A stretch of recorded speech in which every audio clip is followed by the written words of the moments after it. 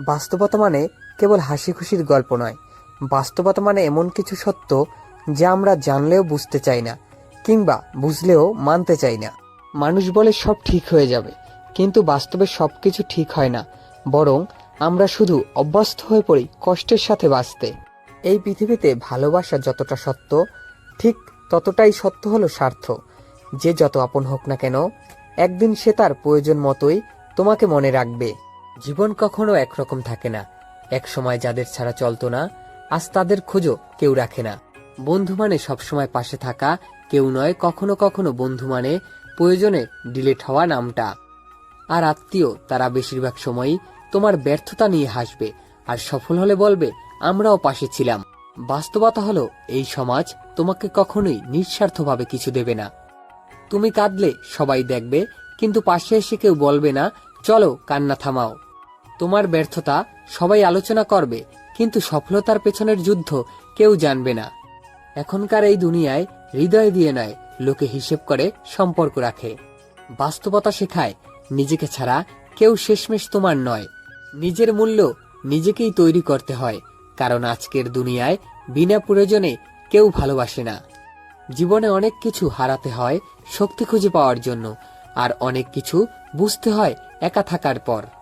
তুমি যত ভালো করবে, মানুষ ততটাই তোমাকে ব্যবহার করবে। আর যখন তুমি একবার না বলবে, তখন তারা তোমার সব ভুল মনে করিয়ে দেবে। এটাই বাস্তবতা, যেখানে মিথ্যা মুখোশ পরে থাকে মাথা উঁচু করে, আর সত্য মন চুপচাপ কাঁদে কোনো এক কোণে।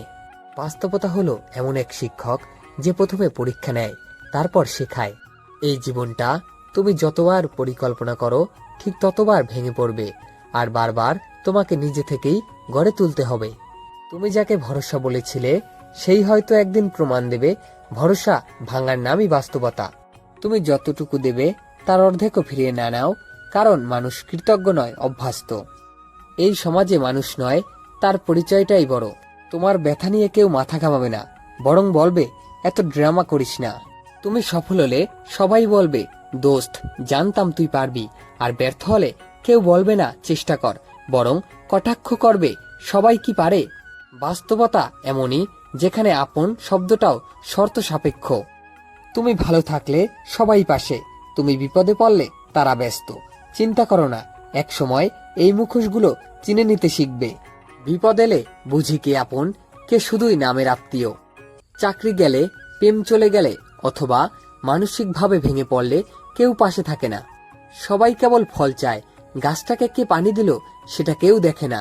তুমি যদি নরম হও, লোকে তোমাকে দুর্বল ভাববে, আর যদি শক্ত হও বলবে তুই তো বদলে গেছিস।